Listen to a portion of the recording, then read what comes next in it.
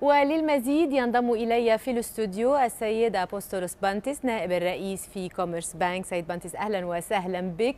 أسبوع يوناني درامي بامتياز بدأ بالحديث عن أن رئيس الوزراء اليوناني أمامه خيار من اثنين: إما كسر تعهداته لمنتخبيه أو الخروج من منطقة اليورو. هل بدأت تتضح ملامح منطقة وسطى ما بين هذين الخيارين؟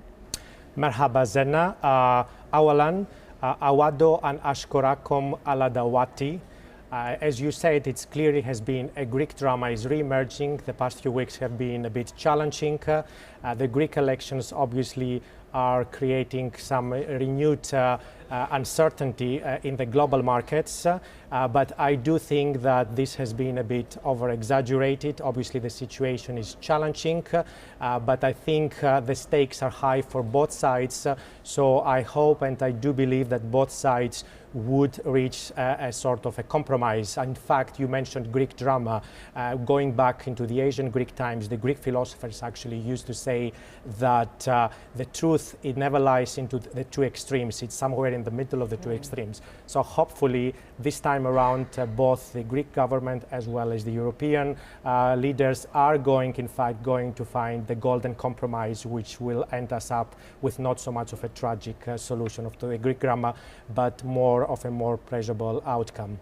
هل يشكل اقتراح الوزير اليوناني الجديد باستبدال الدين القائم بأدوات دين لا سيما نوعين أحدهما مرتبط بنمو الاقتصاد اليوناني، هل يمكن أن يشكل أرضية وسطى برأيك أم مجرد بداية للحوار؟ I would tend to think that obviously the Greek government had to come with a new proposal.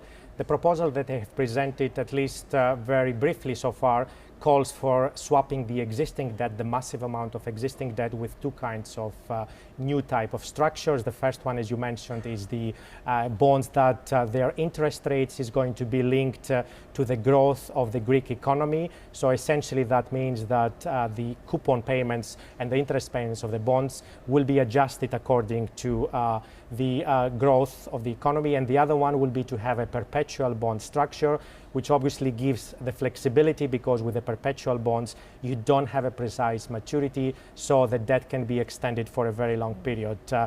Given, of course, the massive amount of the Greek debt we have so far, which is more than 300 billion, I think technically it's going to be a bit difficult to swap all of this amount with these new structures. But to some extent, I think this proposal makes some sense, and perhaps it is going to be part of a restructuring of the debt, but certainly I do not really think that it will manage to replace the entire amount of the outstanding Greek debt at this side. بحساب الوقت، كم من الوقت أمام أثينا للوصول إلى اتفاق مع دائنيها؟ Well, technically speaking, and if we go with the strict guidelines, the time frame is limited. There was, in fact, the next tranche is coming at the end of February. The Greek government, of course, has actually officially announced that they are not really looking forward to this tranche. But it's also not realistic to expect that these kind of negotiations are going to be resolved within the next 4 weeks time frame. I think this message and this expectation is clear to both sides. The Greek finance minister actually mentioned that the targeted date of reaching some sort of an agreement is perhaps sometime in June or July. At the same time, also the German Chancellor Angela Merkel has also mentioned that she expects these negotiations to drag on for some time. So from that respect, I think the Europeans are going to give some more free time to Greece.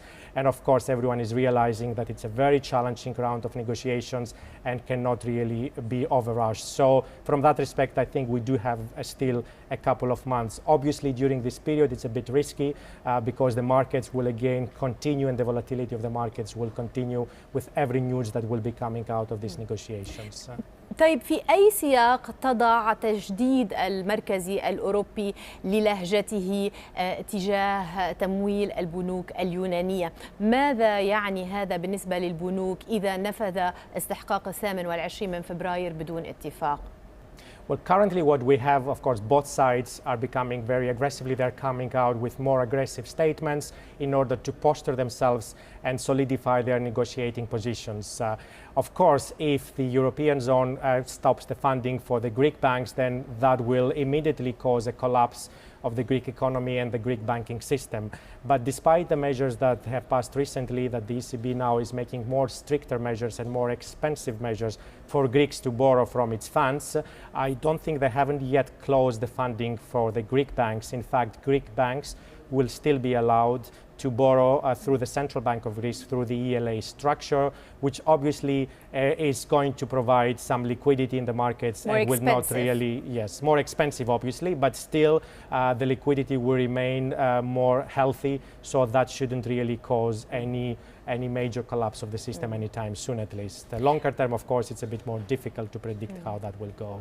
أخيرا سيد بانتس، هناك قناعة عامة بأن فرنسا وحتى ألمانيا لا تريد لليونان أن تخرج من منظومة اليورو. ما هو الثمن الأكبر اللي مستعدة تدفعه دول القلب الأوروبي لإبقاء اليونان؟ It is very difficult actually to quantify a specific amount of price that the European Union is willing to pay in order to maintain Greece on its borders. However, we can speak more broadly. Strategically speaking, Greece is still an important part of Europe. Getting Greece out of the Eurozone actually is going to send a very bad signal at a time when the Eurozone wants in fact to expand further. And let's not forget, it's not only Greece. This getting Greece out may set a precedent for other countries. For example, Spain, there is a very high probability that in Spain there might be also a left side government before the end of the year, which is likely also to come back to the Eurozone and ask again the same questions to reduce the austerity. So getting out Greece now may really set up a bad precedent, and this is something that I think that will be avoided as much as possible. Also, we do have another angle. More recently, there are other developments that Greece actually has a stronger position to stay in the Eurozone, because both the Europeans as well as the Americans might be getting a bit more worried about Greece increasing its links with Russia, and obviously none of these powers wants Greece to fall under the Russian orbit. So that again might provide another weapon, if you want, for Greece to negotiate a better term. السيد أبوستولوس بانتس نائب الرئيس في كوميرس بانك، شكرا جزيلا لك. شكرا جزيلا.